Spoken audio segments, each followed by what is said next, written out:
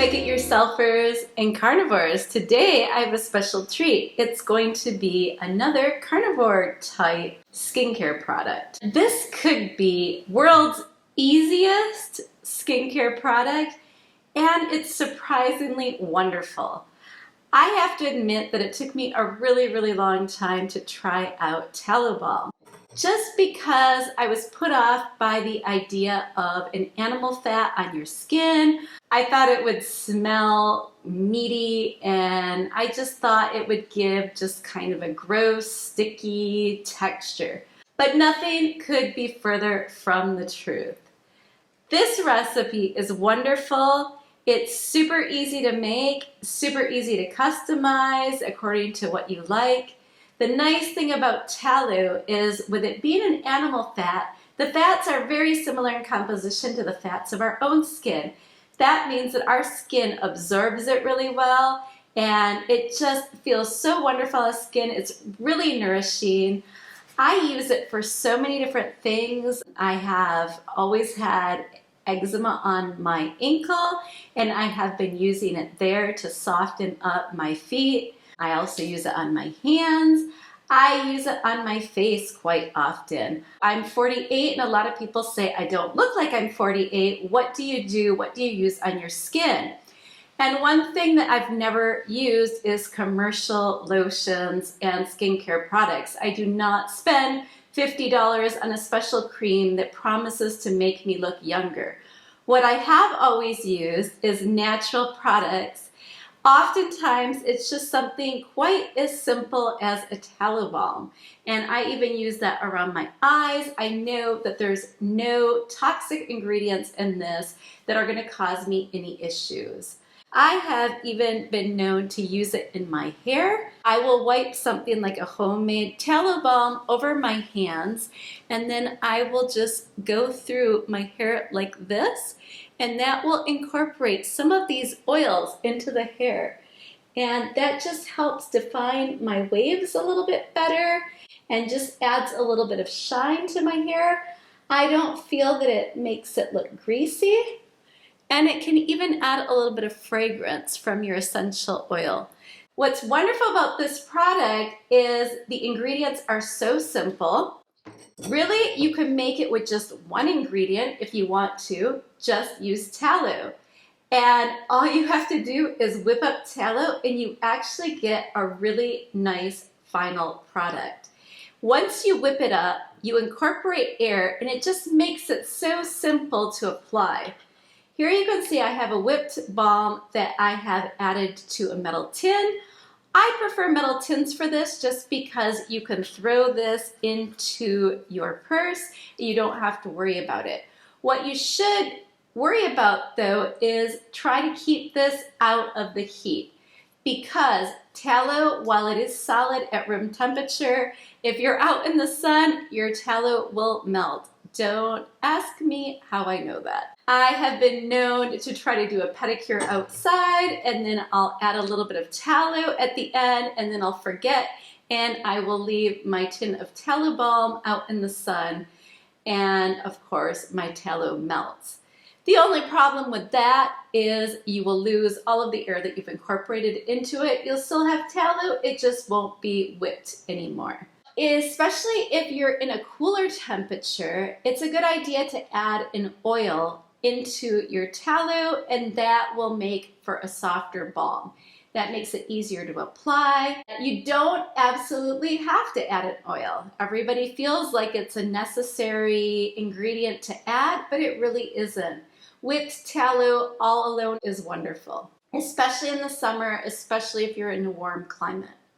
If you're in a cooler climate, I'd suggest playing around with the ratios, and if you want to get a little bit softer product, add in some oil. I generally add about 3 parts of tallow to 1 part of liquid oil. But again, it's an unnecessary addition, and you can play around with it to get the texture that you like according to your climate and your preference. Other things that you can add to your tallow balm apart from a liquid oil, and by the way, you can use any liquid oil you like. I prefer using more stable oils, something like jojoba, but You can also use something, just whatever easy thing you have in your kitchen.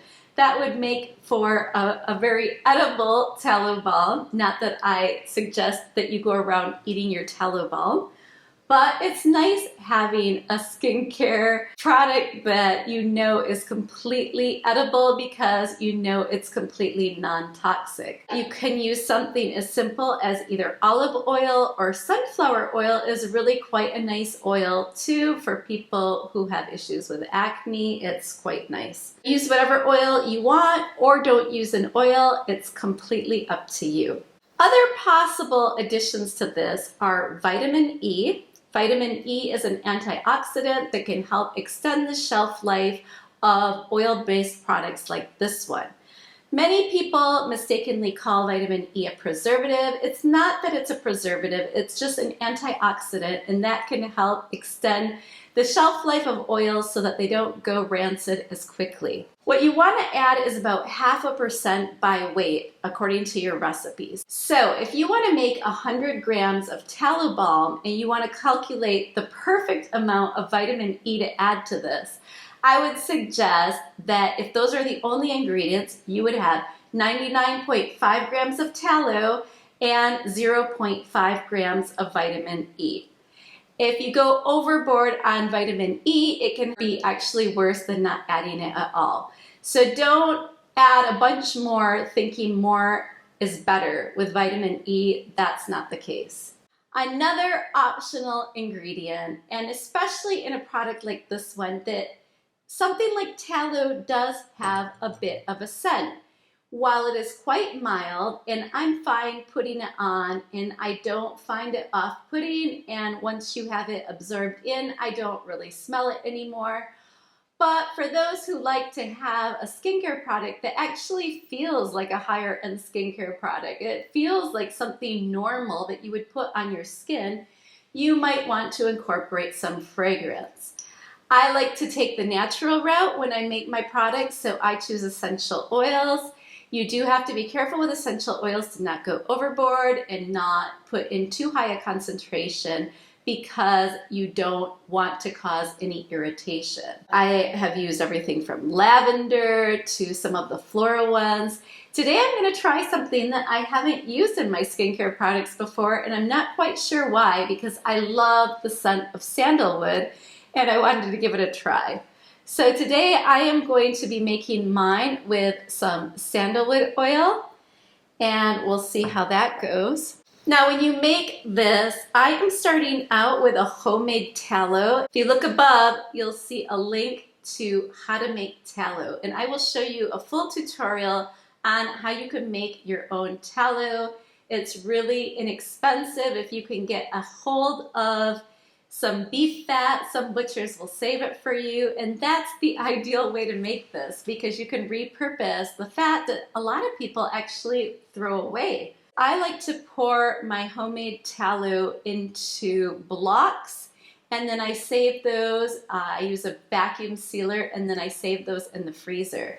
But I like to make some of these smaller blocks that I pour the tallow into soap molds because it's really simple to make a recipe like this one with smaller blocks. But if you do have larger blocks, of course, you can easily cut this up into pieces and just use as much tallow as you need.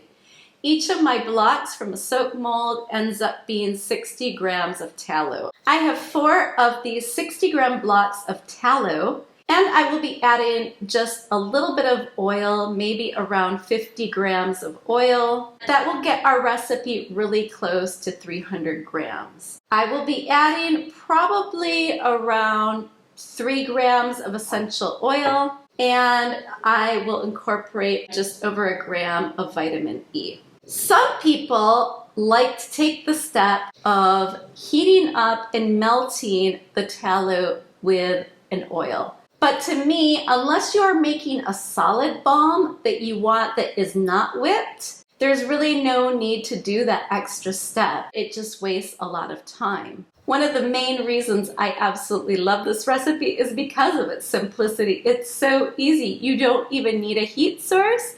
You don't need any sort of preservative for this because there are no water-based ingredients. So if we are making a lotion with tallow, yes, you would need a preservative. But because this is an oil-based product, no preservatives are needed. I would like to say though that when you do make an oil-based product that does not use a preservative, it's a very good idea to be careful how you use it. So if you're going to be applying this Tallow Balm right after you get out of the shower, I would suggest you dry your hands off well, not stick wet hands into your Tallow Balm and then apply it and keep putting wet hands into the product. Because what you want to avoid when using this is to contaminate it with water. Any water that gets into your container and then gets sealed in there can cause some microbial growth on the surface of your product. So you want to avoid that. Just keep that in mind. Try not to get it very wet and make sure everything dries really well before you seal it. With that, let's get to making our super simple tallow balm. To make your whipped tallow balm, you are going to want to use an electric beater. Some people do use an immersion blender, and I haven't tried with just the normal immersion blender, but I just got this new immersion blender that allows you to have an electric beater on it. And I really liked it because when you're making small amounts of cosmetics, the larger electric beater can be kind of big and overwhelming to use. And so with this, I can just use a smaller bowl, and the beaters are closer together, so it's just really handy for making small batches of things like a whipped tallow balm. So that's what I'm going to be using today. But you can use a regular electric beater, just use a little bit bigger bowl and make sure that you have room to get everything moving. With that, let's get started. What I'm going to do to make it easier to beat everything together is I am going to cut the tallow into a little bit smaller pieces. It's quite soft. You can see them in short sleeves. I'm working in a pretty warm environment, and I can just easily cut this tallow. And that's why I was going to use a little bit less oil. As we're getting closer to summer, I won't need as much oil to soften up the tallow balm. So I wasn't actually going to use any at all, but I decided to incorporate some oil just so that you can see the process of adding it. Now that the tallow is cut into smaller pieces, I'm going to incorporate the liquid oil. I decided to use some sunflower oil just because we had bought a really unprocessed sunflower oil for use in cooking. We didn't really use it because it had such a strong flavor, and now that I have been following the carnivore diet for a while, I'm avoiding all seed oils. I don't want to ditch the sunflower oil because it really is a nice oil for skin, especially for those with problems with acne. It's a really nice, light, nourishing oil, and it's non-comedogenic, so it's a great choice for skincare. Before I do that, I'm going to measure out my vitamin E. To measure out the vitamin E, because we're using such a small amount, I'm not going to use a kitchen scale. I'm going to use a jeweler's scale.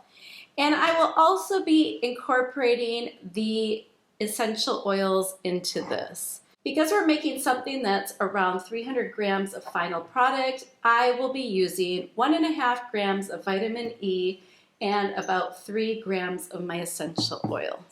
I have the oils in here already. What I did was tear this so that it's at 0, and now I can just add in 1.5 grams. Now I can either bring this up to 4.5 grams to have the 1.5 of vitamin E and the 3 grams of this, or I can tear the scale again and now add my essential oils.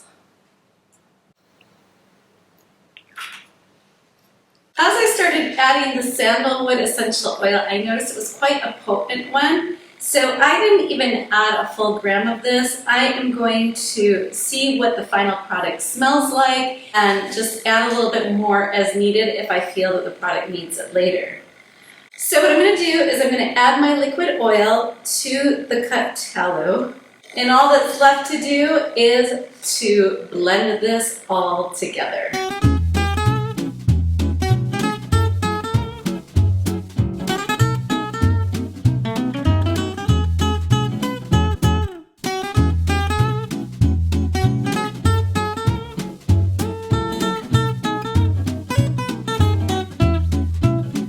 Okay, you can continue to whip this until you have incorporated air into the product.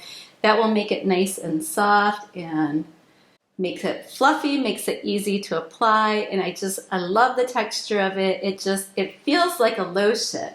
And that's what's so wonderful about this. I have showed you in the past how to make body butters and hair butters because so many people wanted a product that was that simple to make and that didn't require any sort of preservative. The problem is I don't like the way they feel when you put them on your skin. I've always been the type of person who prefers a homemade lotion. I'm going to be pouring this into this tin so you can see. A lot of people use glass jars. I do use those occasionally too. I just don't like to have to worry about them if I want to bring them places, worry about them breaking.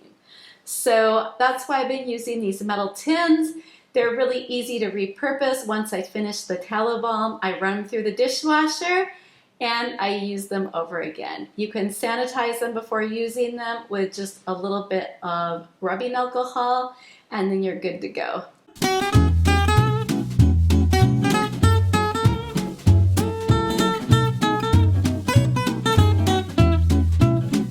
Okay, I just filled up this metal tin and I'm going to put some of the rest into a jar.